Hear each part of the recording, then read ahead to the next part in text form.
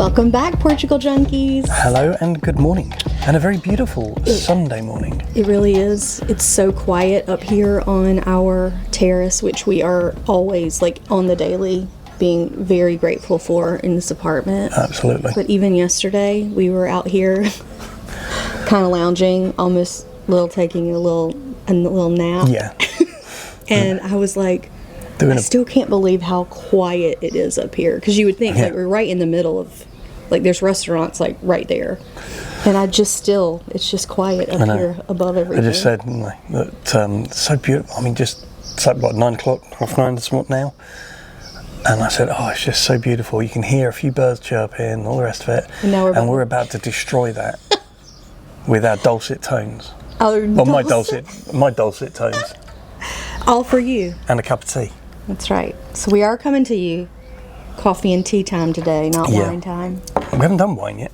I know we need to figure out how the recording and the sunset behind us and all that stuff. I mean, it would be beautiful, but I think that that's going to be a toughie. We'll see. Yeah. We'll figure a way. Yeah. Either that or we'll just pretend that it's 8 o'clock in the evening.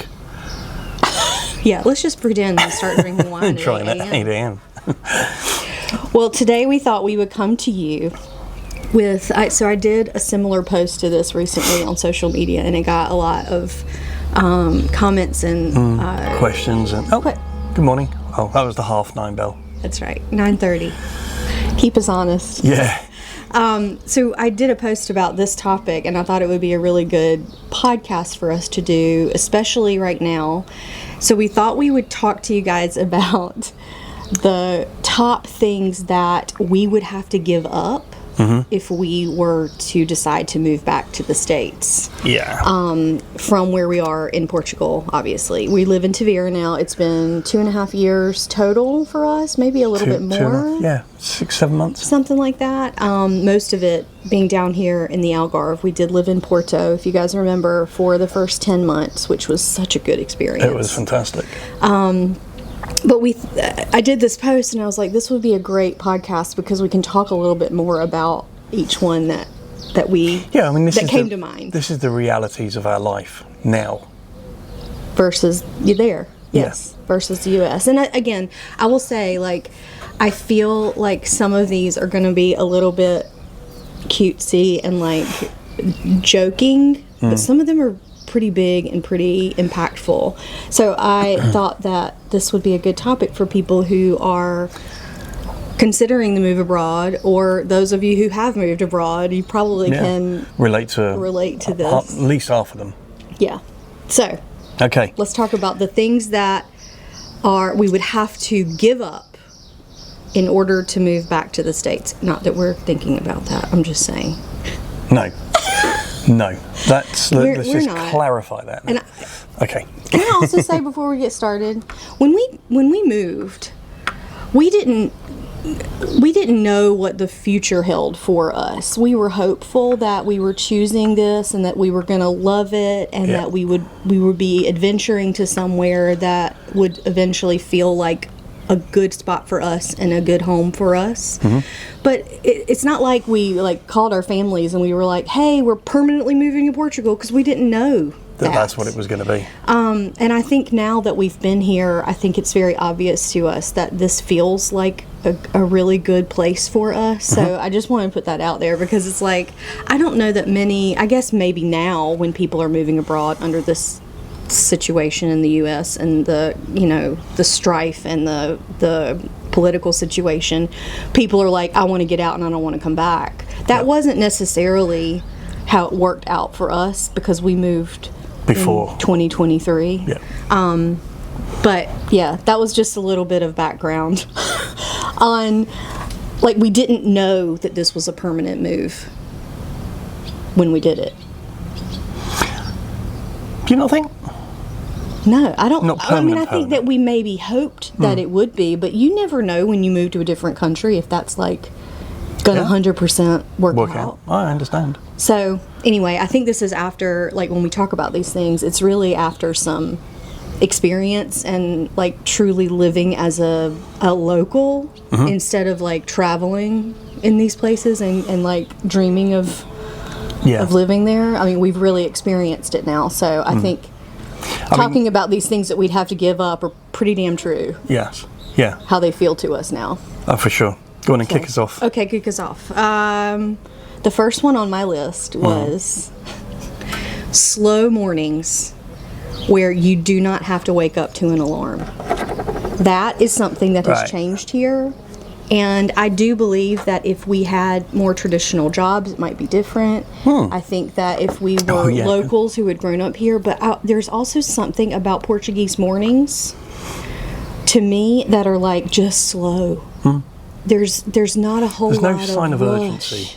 Now, whether that's because we're in the Algarve, that's probably versus part of it. Lisbon or Porto or some of the other bigger cities.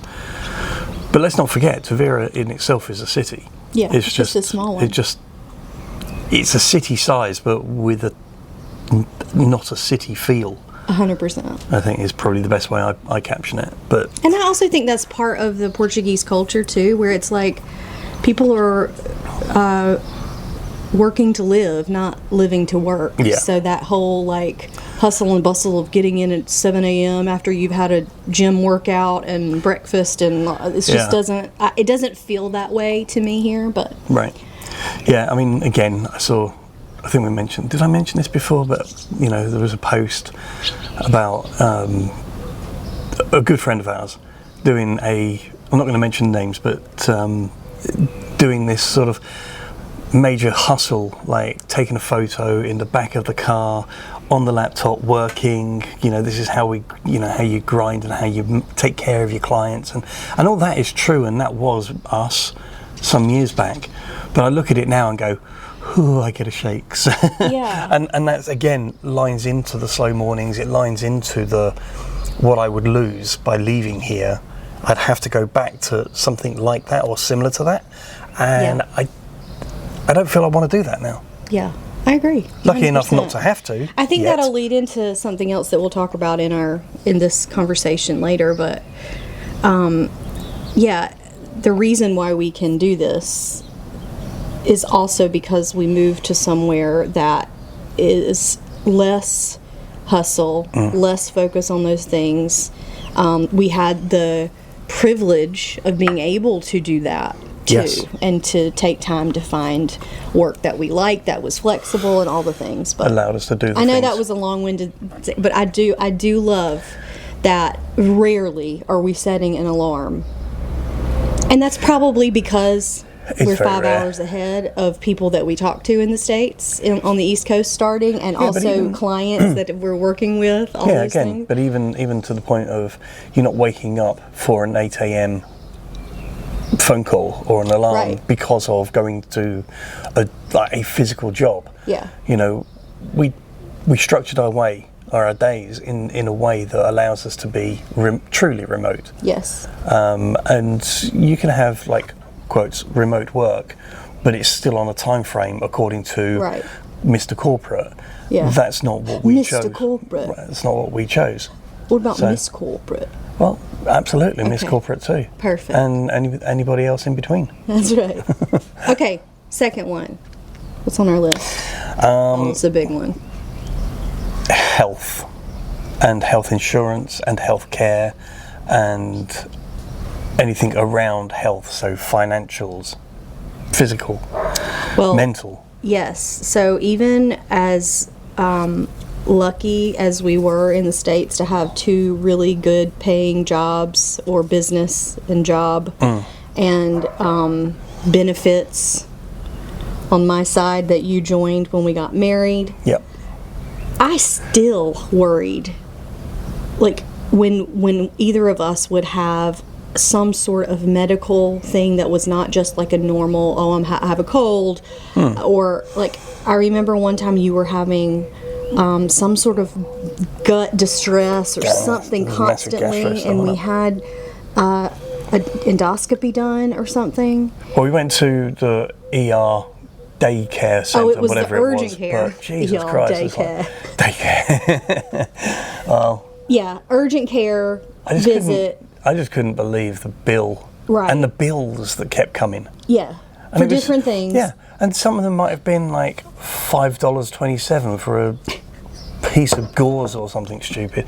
It's like, get your shit together. Yeah. I mean, well, honestly. that's just how it is. Oh, it's just but I crazy. think that, like, our experience with that, we've been very happy. I mean, we've been very lucky with our health.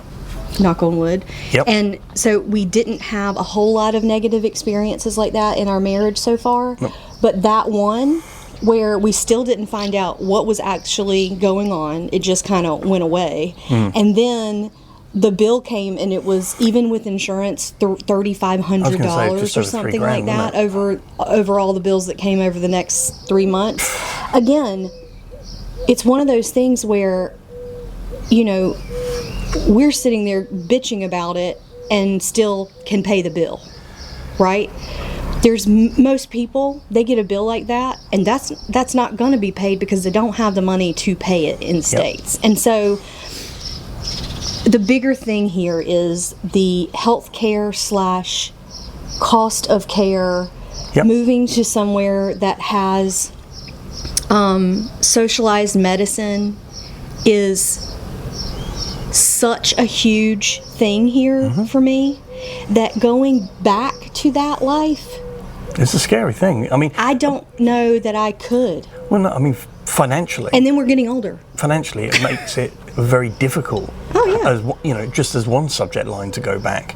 You mean one budget line? Yeah. Right. That one thing In itself to cost, in terms of cost, to move back. Because, you know, think if you're going to move back, you're going to need that.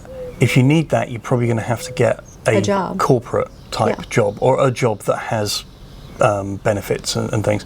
But even those benefits probably don't kick in immediately.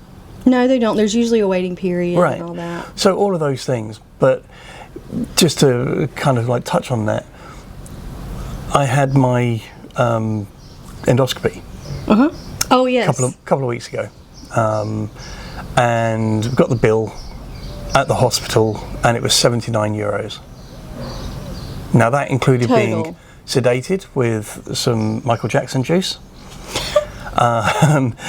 But you know, in the recovery, all the rest of it, then I got another email a couple of days later to say, hey, we need to get your permission to do another extra test because of whatever, don't know. And it's probably going to be about €30 with insurance. It's like, yeah, fine, no problem. Bill came in, €10. And so the whole thing was under €100. Yes. Now, I am It's going to preface incredible. this. I know this is a big topic, so there's a lot to talk about with it, but that's private and done through, like, with our insurance. Correct. Which we use multi-care for anybody who cares or is looking.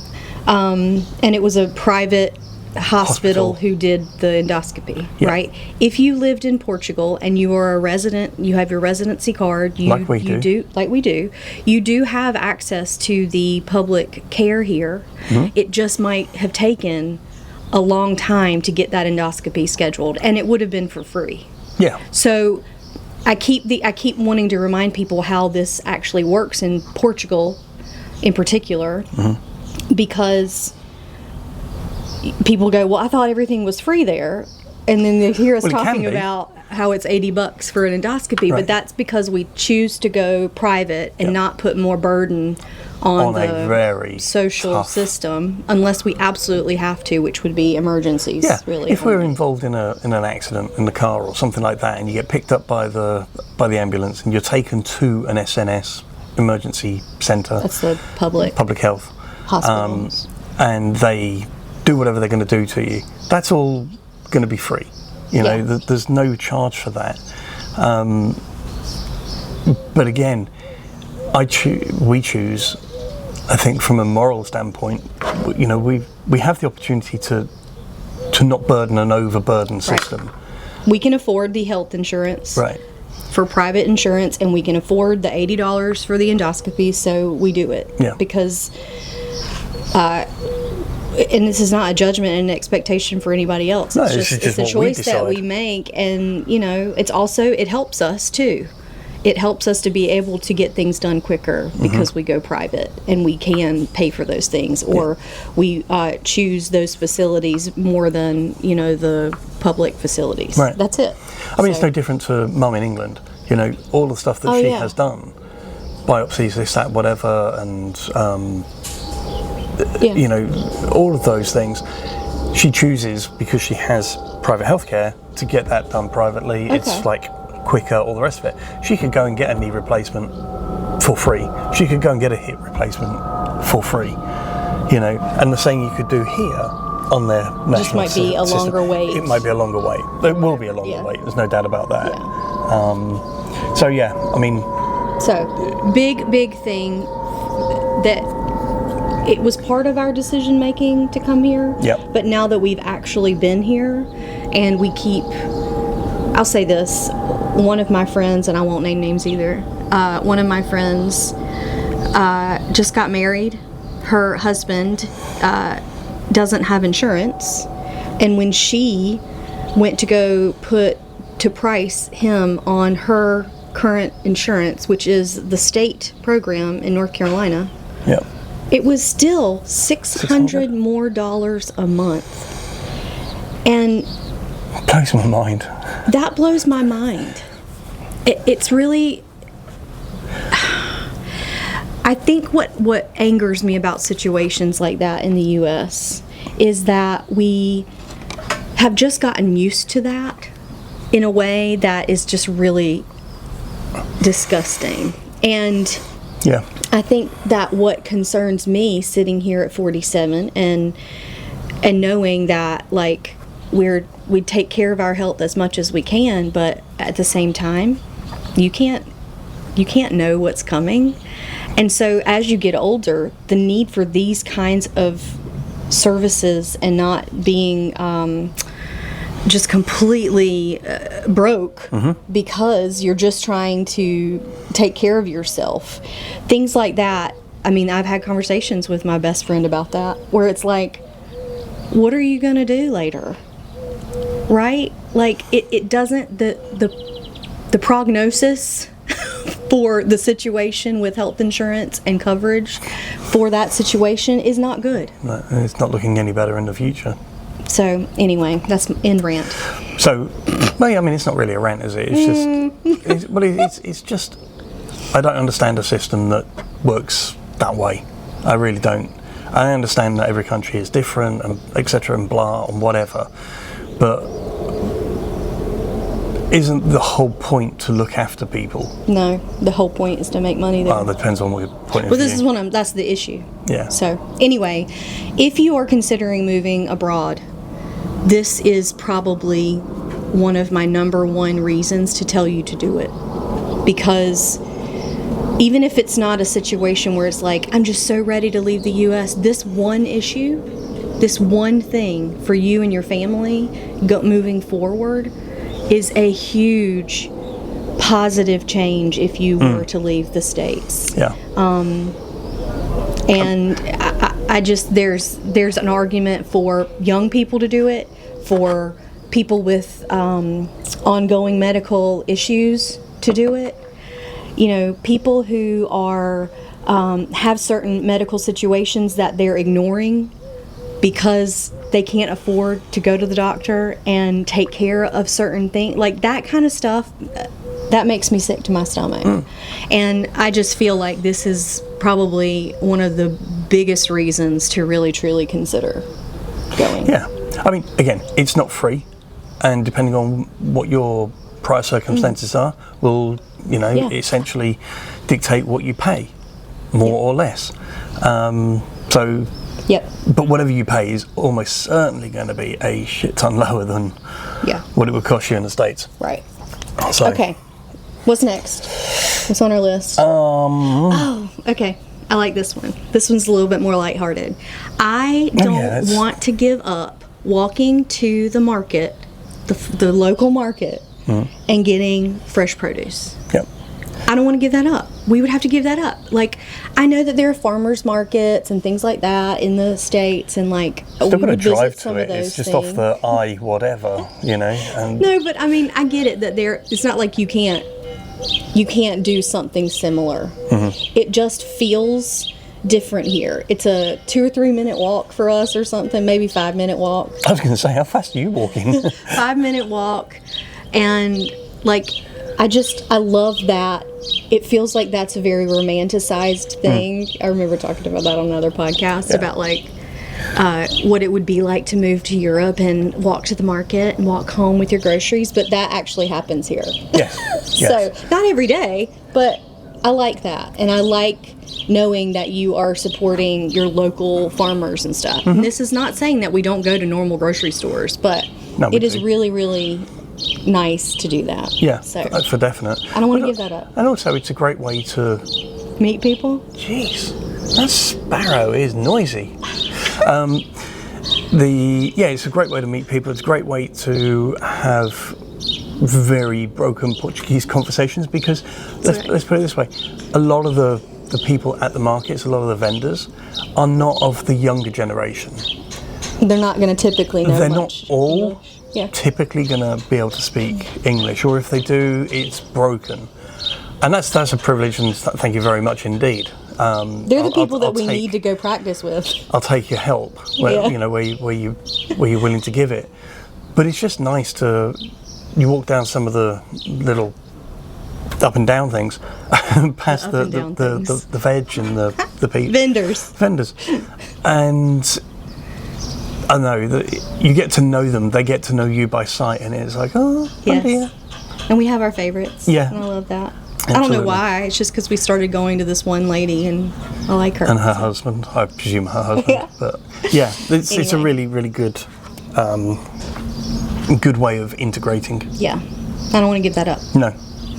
Okay, you want to talk about that one? God, no. The next one on our list is never looking at our credit score. I do, but I don't pay it any attention. I only look at it because I get Experian has a reminder for you. Credit Karma has a reminder for you. It's like, oh, okay, let's have a look. Oh, right, okay. Everything in the States is based off of yes. It was based off of that stupid credit score, and also it's really warped how you can get dinged for trying to make responsible financial decisions that now make your credit history look more shady. I mean, it's just it's ridiculous. Yep. And I've always thought it was ridiculous. And because for a lot of my life, I worked in the banking industry, and like I had ties to the financial industry in some form or fashion with my early career. So I learned a lot about this stuff when I was young. But it's like, that makes no sense how like closing a certain account, paying it off and closing it, makes your credit score go down sometimes. And I know why now, but it still doesn't make any sense to me. It's counterintuitive, isn't it? And I don't know. There is that one day, like it was probably 6 or 8 months ago.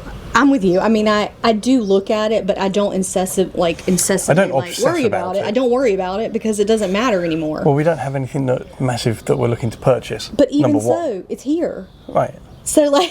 Yeah, true. Like, we recently bought a car. If we were to finance that. Oh, you let the cat out of the bag. We already told them. Oh. Yes, the last episode. Oh, we did, yeah. Oh, you let the cat out of the bag.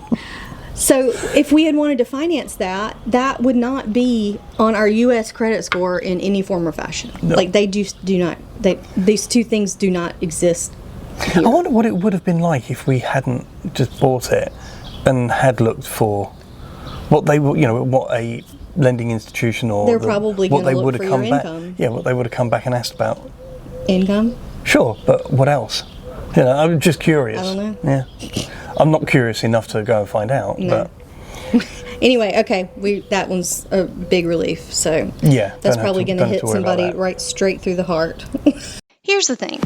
Most people I know would move abroad tomorrow if someone put those steps in front of them and helped them execute it. That's exactly what I do now with She Thrives Abroad as a Move Abroad coach. Our coaching program helps you decide where is best for you to move based on your biggest priorities, and then we create a clear roadmap that is customized specifically for you, your family, and your situation. We also offer something that is so cool and so important here, and that's the job search. We've doubled down on our career resources to help clients find that job that will help them get moved or help them develop other income strategies to help them move abroad. So, if you want to move abroad within the next 9 to 12 months and have been considering Portugal, Spain, or the Netherlands, send me a DM on our Instagram at Portugal Junkies or email me at portugaljunkies@gmail.com. If you haven't traveled in beautiful Portugal yet, what are you waiting for? You are missing out big time. Iconic beaches, delicious wine, centuries of history, and honestly, some of the most beautiful people that you will ever meet. Why do you think we moved here? So, when you're ready, we are ready to help you plan the most perfect customized Portugal itinerary just for you, and more importantly, how you like to travel. Family trip with the kiddos, lazy girl travel, history buffs, foodies, combinations of all of those, we got you. After exploring Portugal since 2022 and then immigrating here, we're really excited to build travel plans for you that help you see this gorgeous, special place by understanding the way that you like to travel. Book a free call with us right now on our Stan store at stan.store/PortugalJunkies, and we'll talk through your ideal trip and start planning your customized Portugal itinerary. You'll even get your final itinerary on an app to use during your trip for easy access right on your phone while you're here. Remember, adventure is a verb, y'all. We're excited to help you plan yours. Let's see. This is a local one for me. Mark doesn't love it as much, but I love eating fresh seafood here regularly. I feel like, and this is specifically for me, robalo, which is sea bass. I always grew up thinking that if you were ordering sea bass on a menu in the States, that you were highfalutin and your bill was going to be big. But sea bass here is No, it might still be local. that your bill is big. Probably. But it's like, it's local, it's fresh, it is like on every menu almost at the local restaurants. Yep. And it is so delicious. They cook it over charcoal most of the time. They might put it in the oven in some places, but that's my favorite. Salt, olive oil, that's it. Done. Grilled on charcoal, and it is decadent. And I would be really sad to have to give that up if we move back anywhere. I mean, you order it and I end up finishing it. But it's so good. Because they are it massive. Is pure protein, and that shit is just, I love it. It is tasty, there's That's no kind doubt of a about it. trite one, but Yeah, I wouldn't necessarily order it for myself, but I'm happy to finish it. yes, Waste not, want just not. been our life. Want not, waste not. Okay, number 6. Yeah. Oh, this is one of my favorites. This is definitely more down your route. Okay. You guys, beauty services here that are actually affordable. They're like more in line with what you would think you would need to pay for a haircut, get your lashes done, your nails, beard and hair trim for him. And I know that it can be a hot button topic to talk about cost of things and all of this stuff. Because I'm not trying to like say, oh my God, it's so cheap. But what I'm saying is it's more in line with rational pricing for things like this. So I'll give you an example. I got my lashes done for the first time 3 weeks ago. I've never had lash extensions done. Mainly because I thought that it was astronomical to get them done in the States, and I feel like it's a couple $100 there to get them done. At least the first, whatever. 45 here. And then my fill is 27. My nails are 25, and so I go every 2 weeks. Mark, what do you get for your haircut and beard trim? Haircut and beard is like 20. Total. With tip? And that's just a gesture. But yeah, I mean, yes. it's 18, so generally I leave 18, 20, 24. And that's what I do 25. too. I mean, if I've got 25 on me, then that's fine. Right. Whatever. Like if my nails are 25, I give her 30. Because with beauty services, I think that you're literally, you're trusting people to make sure that your appearance is okay. Yeah. I give tip for that, okay? It's nice to do those things. Yeah, it feels like, I don't know, I just keep coming back to, it feels like a rational, like, price situation for things that are pretty typical or some people are interested in doing on the regular. You know what I mean? Yeah. And I love it. You get your beard, like, you get the whole thing done. Mm-hmm. So that's really nice. I remember you going down in Uptown Charlotte. How much was that? That was like 120. Was that just a beard, though? It was haircut and beard. 120. It was about $120, something like that. So it's 5 or 6 times less here. Yes. It's crazy. But it's not 5 or 6 times less of an experience. No, exactly. Right. But again, you've got to put everything in proportion. Yes. Cost of living. 100%. Okay, No so matter where you're coming from, and this rest. is why it's a hot button topic for people when they say, "Oh, it's so cheap in Portugal," or "Oh, it's so affordable in Portugal." Well, it just depends on your financial situation, Because and it also depends on where you're coming from. I'm sure there are people that you know, that I know, that would, if you turned around and said, "Yeah, I get my lashes done and this, that, whatever," or whatever, they would be like, "Yeah, that'd be a nice treat."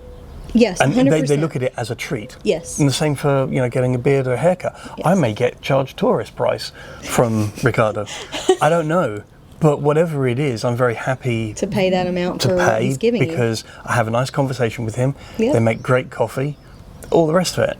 You know, so it's all about that as an experience for me. Yeah. So yeah, I think it's just putting everything into sort of the realities of life. Of course. Ours versus somebody else's. Yeah, 100%. Okay. Let's What you up do to? this one. Going into crowded spaces, shopping malls, that type of thing. You go to a shopping mall here, and Like a true mall. Yeah, they can be busy, no doubt about it. But you're not walking around on alert. You're not walking around thinking, Who has a concealed weapon? A weapon of some sort, whether gun, a knife, whatever. It's highly, highly unusual that would be the case. Oh God, guns here in general are, I will very few. say, I think it was within the last couple of days I saw an article in the paper in Facebook, that said Albufeira, at one of their malls, there was a person went in wielding a knife. Now, I think he was sort of had mental issues. I'm sorry, I don't mean that's the knife I don't know thing. what that reaction was about. Because it's kind of like when I watch the English police dramas and you guys go in to these homes and you have no weapons and you're just entering with your loud voice and they pay attention and they acquiesce. Not always. Right, but this is what I'm saying. You say, did hear in Albufeira that someone came into the mall wielding a knife. And I'm not saying it's not a weapon that can hurt somebody. It could. That's a threat and all the things. But I'm expecting you to say AK, what a AR-15 or a... No. Because that's the difference. So, yes, I know that he's kind of like, what's the deal with you and this obsession with being able to walk around the mall? Well, as an 80s girl, I loved the mall growing up. I loved going to the mall, and I never felt unsafe there. And then as I grew up, it became gangland. It became, even in Charlotte. I wouldn't go to the closest mall to our house. Well, you told me I very wasn't allowed to go often. and get involved in something. Yeah, because I knew that the reports were that there was always violence and there was always like shootings and there were all that shit was happening, and so I didn't go, and so you kind of lose out on those things that bring you joy. Yeah. Like, and the fact I remember going into the mall in Porto.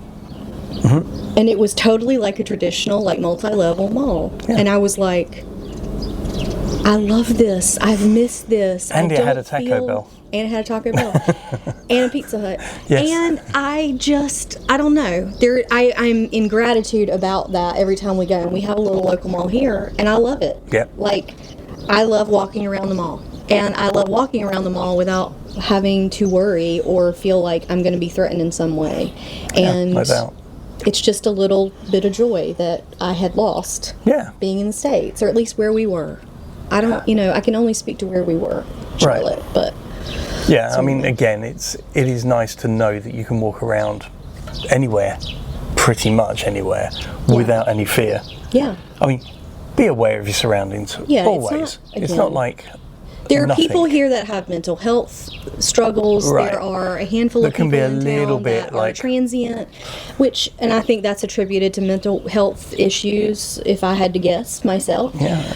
And I feel like there are some times when there are like some young people who get into trouble, and like any young people, but overwhelmingly, I am not on high alert for my safety. No. So, which is a nice thing. Huge thing. Really nice. So, yeah. Okay, 75% of days with sunshine. Come on. Look at that sunshine only because we're in the Algarve.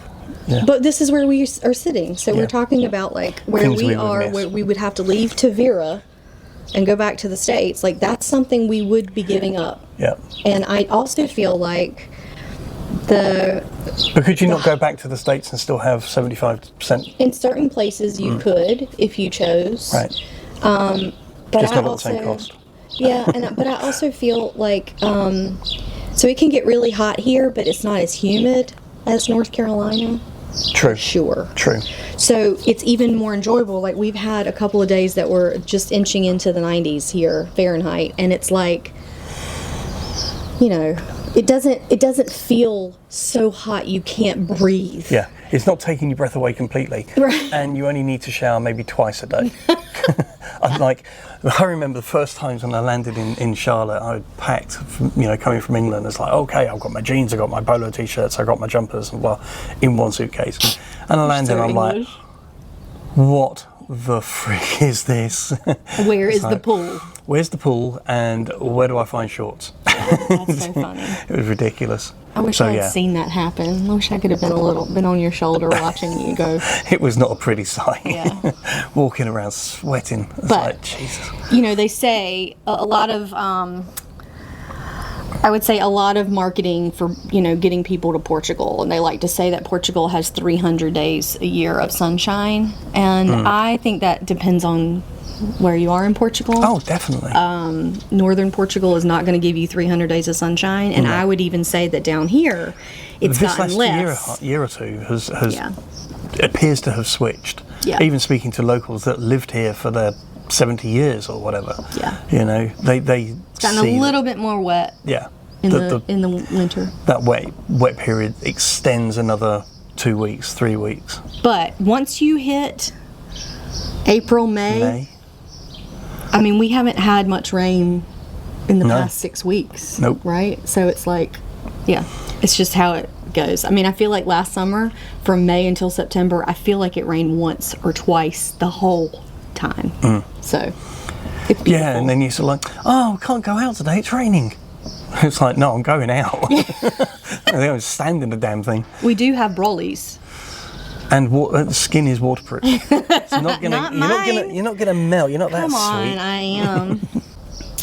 So I think the last one for right now is a calm nervous system. Yeah. 99% of the time. Yeah. And this is up there for me, like the healthcare. And like you talk about, some of these are like funny and trite. Yeah, you don't get small. those Monday or like the Sunday night dreads and the Monday. Scaries. No. Just don't get them. No. And again, that's from a place of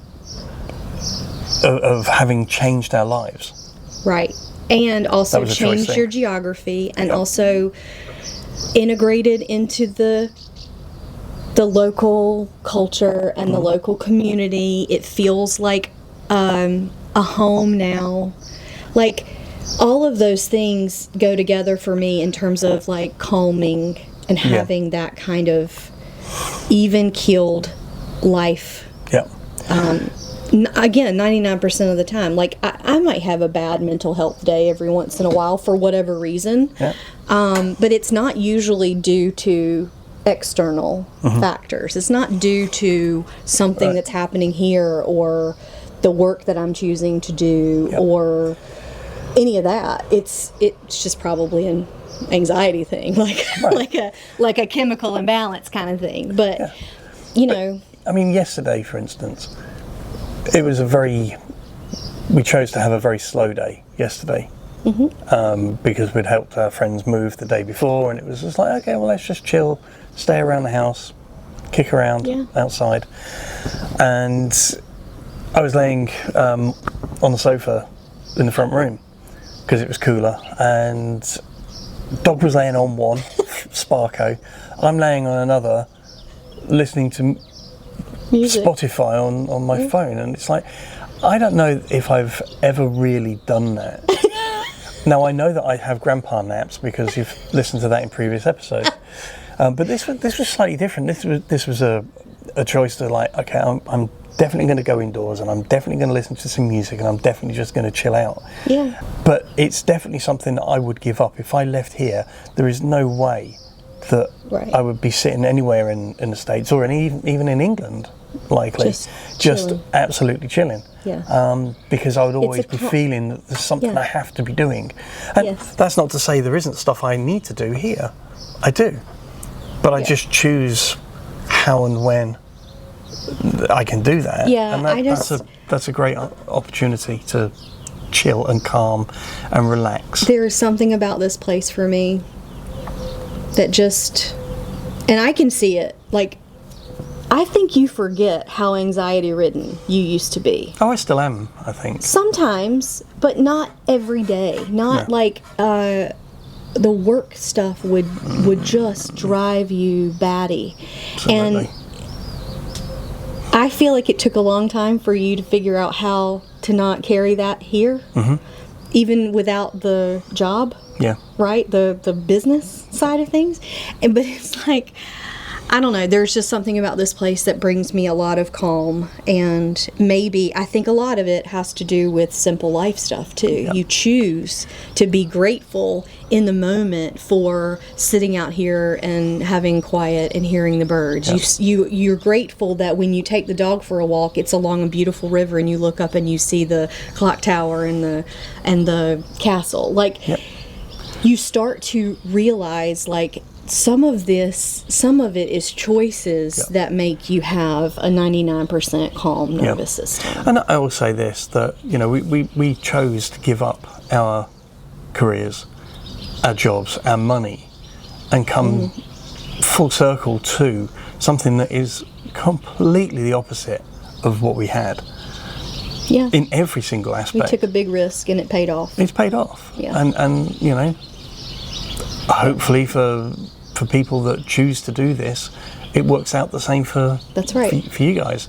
But it is possible, and there are places where you can feel that way, that you could still work a job or whatever it is that you're going to do to make income, and still live in a place that doesn't feel like you are on, 199 of that scale of 10 of anxiety every day. Yeah. Like, it actually exists. You just sometimes have to make choices that lead you to it. Like, and some would argue that not making the choice is also making the choice, right? It's like, you're making the choice not to change something despite knowing that it's making you miserable. And again, we know that it's not always easy, and it's not always, everybody's hurdles are different.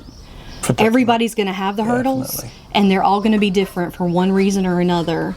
Be it geography, family, financial, all whatever. of it. Like, we get Health. that. But it is out here. Yeah. It is out here. So, anyway. Lucky. All right, well, we think we're going to come back for part 2 because we're not done talking about all these things that we have to give up. We've got a few more things that we would have to give up. So we'll see you in part 2. Alrighty then. Probably next week. Cheers, y'all. See you in a bit. Next time. Take care. For more content about our move, the visa process, Portuguese culture and destinations, and tons of support resources for your own decisions and potential move abroad, follow us at Substack, TikTok, and Instagram at Portugal Junkies. Stay in touch and help us reach more people by subscribing here and following us there. Cheers, y'all!